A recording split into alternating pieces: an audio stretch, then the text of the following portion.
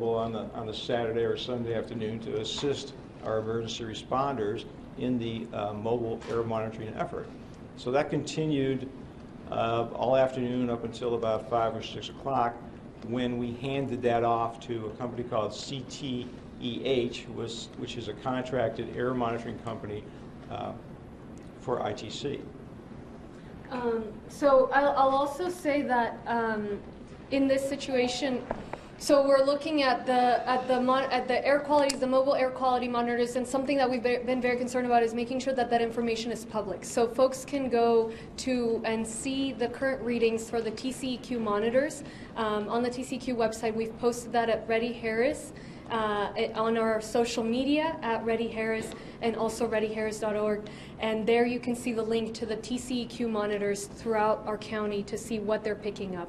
Estamos también preocupados para que esa información sea pública, entonces pueden ver los monitoreos de our readings public. So Harris County Pollution Control with our mobile monitoring, those are being deployed again today, and I'm focused to make sure that we make our information public and as much information as our partners are willing to share as well. Estoy enfocada también para hacer pública la información que tenemos nosotros en el Departamento de Control contra la Contaminación, y también cualquier información que nuestros compañeros quieran compartir. So I will call now Commissioner Precinct 2 to see if he's got any words to add as far as his precinct where this is taking place. First of all, I want to Deer Park. I would first like to start out by applauding the efforts of all of our first responders. It's been a very efficient collaborative effort in regards from the county to the local mutual aid officials. Again, to reiterate what Commissioner said, it is a very dangerous and active event that's occurring and is still going on. From our aspect, I know there were some concerns in regards to why we maintained a shelter in place yesterday. There was a lot of information that was slow to come out in regards to weather conditions and the impact of the potential chemicals or products that were in the containers. We wanted to make sure we verified all that information thoroughly and how it was impacting our community, since we were the closest community to this incident.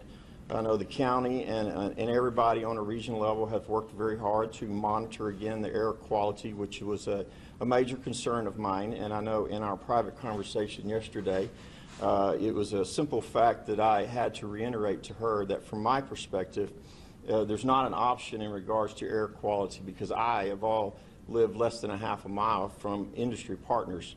So air quality is very important to me and to the safety of all of our constituents in the community, and first and foremost to our first responders. I applaud the efforts. I think everything that could be done or can be done is being done in regards to providing first responders what they need to deal with the risk that is continuing and ongoing. And I applaud again the efforts of our county and the local mutual aid. So I believe that's to the best of my ability. We're going to open this up for questions if anybody has any questions. But I think everything from the local level, from the Deer Park School District and the city, we're being very cautious in how we deal with this, because we want to make sure public safety is number one.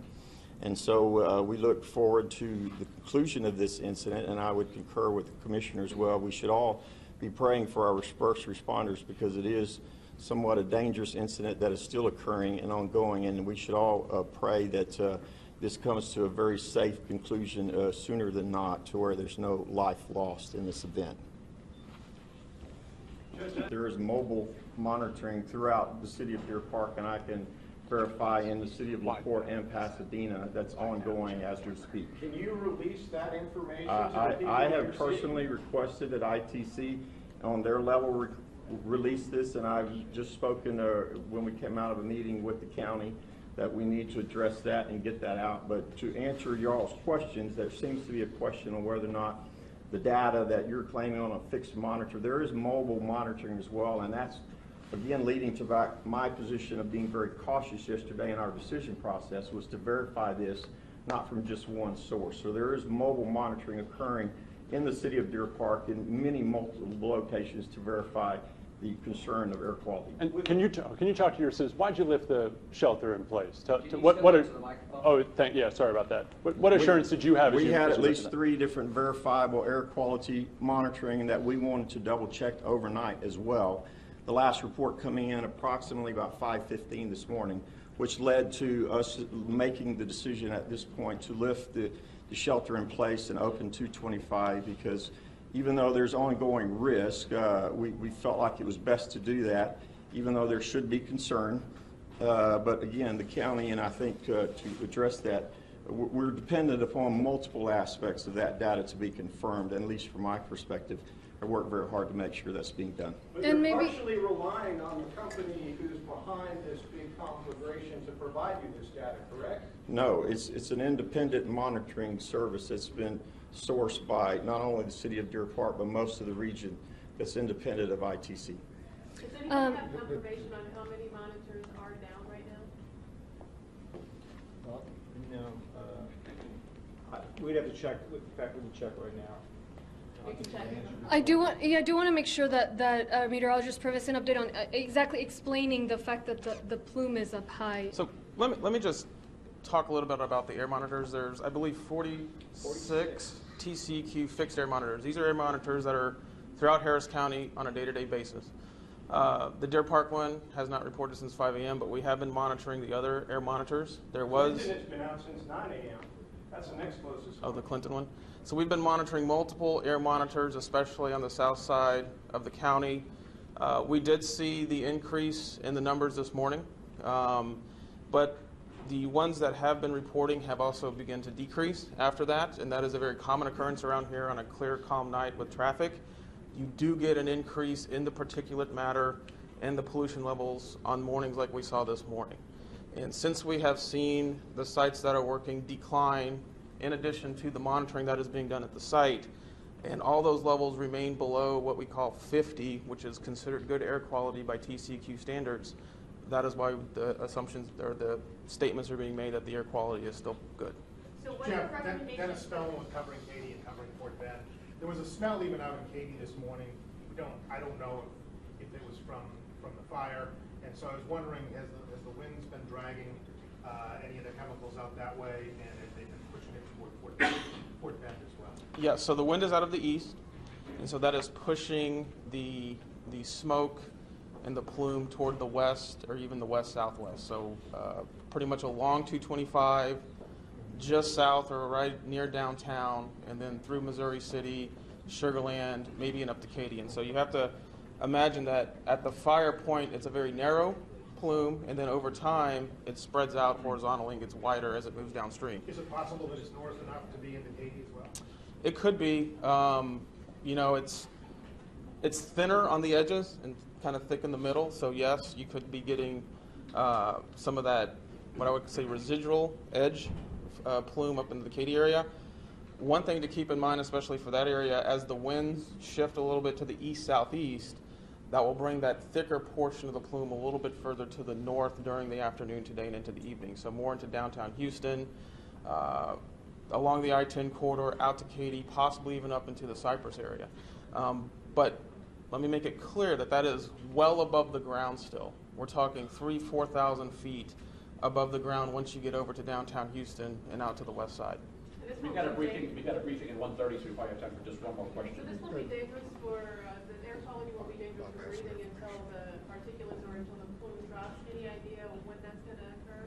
Is it going to happen this evening, in a couple of days? Like outdoor activities, I mean, should parents be keeping their kids inside? But So right now we are running what the National Weather Service calls a spot forecast every 4 hours. So we are getting a forecast of wind speed and transport wind every 4 hours from the National Weather Service, which is standard in a situation like this.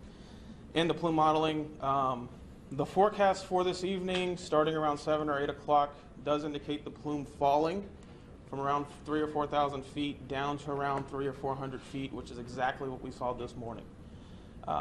It would need to come all the way to the ground for there to be impacts at the surface. So if it stays 200 feet or 300 feet above the ground like we saw this morning, it would be very similar to what we saw this morning, and you would not have significant air quality impacts.